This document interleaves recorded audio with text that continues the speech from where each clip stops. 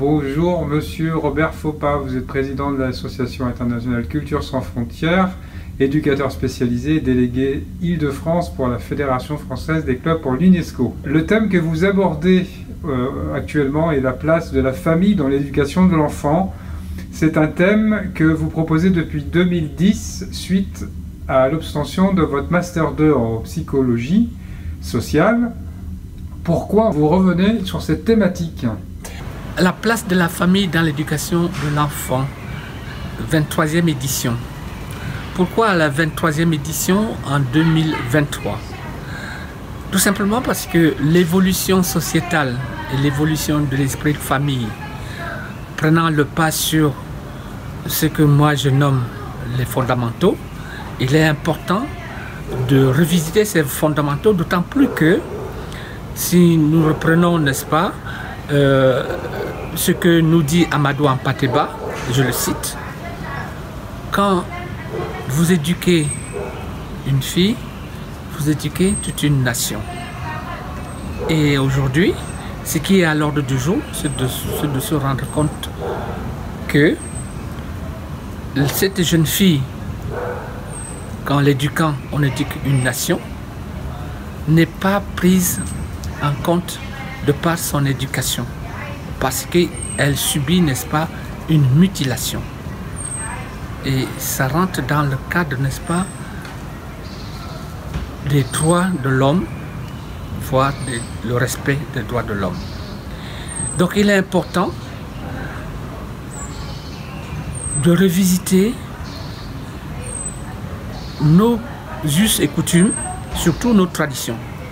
Et ça, vous l'entendrez tout à l'heure par rapport à la dame qui va donc animer ce débat sur l'éducation de la jeune fille, qui va dire que la raison pour laquelle on fait, n'est-ce pas,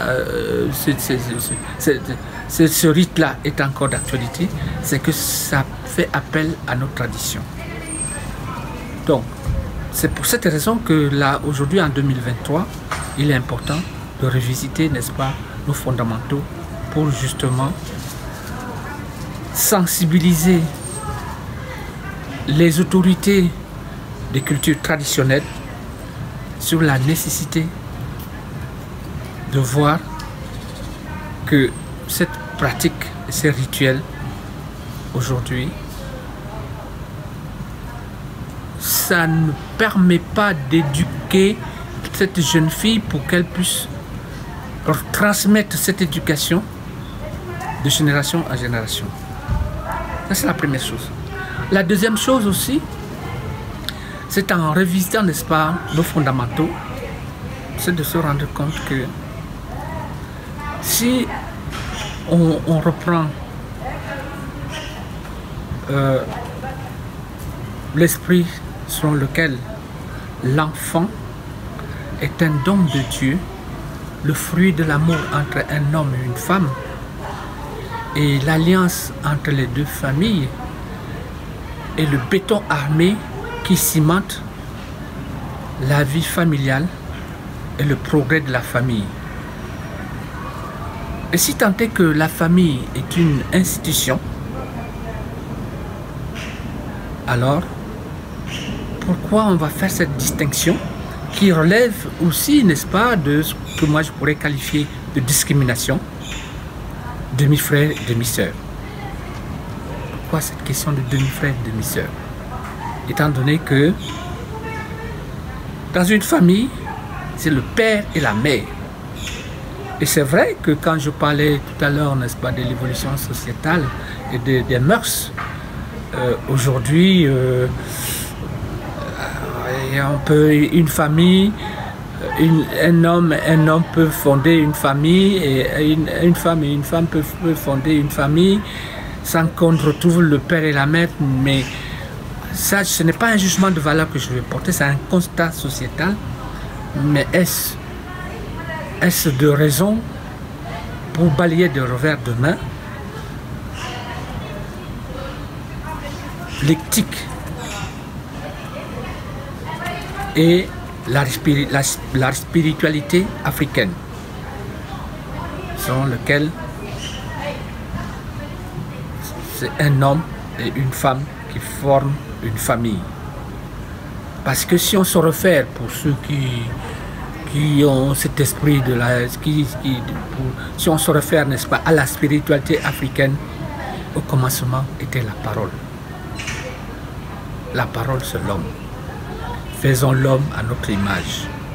Donc à partir de là, cette distinction de petit frère, cette distinction de demi-frère et demi-sœur, pour moi, il faut y réfléchir, il faut voir sa raison d'être.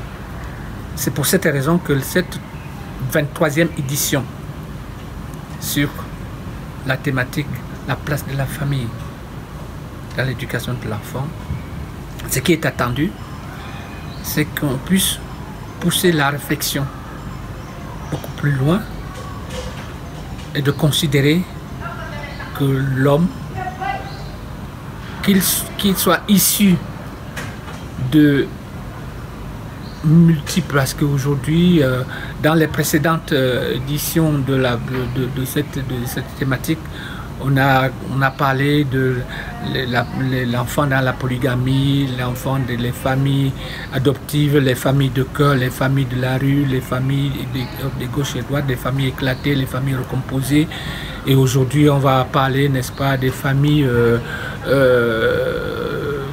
je sais pas, les familles où on va prendre, n'est-ce pas, les trucs congelés, là, machin, pour faire je sais pas moi. Toutes ces choses-là, l'homme ne doit pas être victime de lui-même. Il faut que l'homme, qui est au centre de nos préoccupations, qu'on lui redonne ses lettres de noblesse, qu'on ne puisse pas le disséquer de cette manière, de manière à ce qu'il ne soit considéré plutôt qu'un objet de consommation, de production, au lieu d'être un sujet. C'est la raison pour laquelle cette 23e édition de la place de la famille et de l'enfant doit nous permettre de mettre l'homme au centre de nos préoccupations. L'homme dans toutes ses dimensions. L'homme dans toutes ses dimensions. La dimension de l'homme doit être articulée autour de notre fil rouge, autour duquel nous menons nos actions, c'est-à-dire éducation, citoyenneté, identité croisée. Que c'est tout ce que je viens de dire qui se trouve devant sur cette thématique qui est le fil rouge qui va nous conduire à réfléchir davantage sur la place de la famille dans l'éducation de l'enfant. Merci.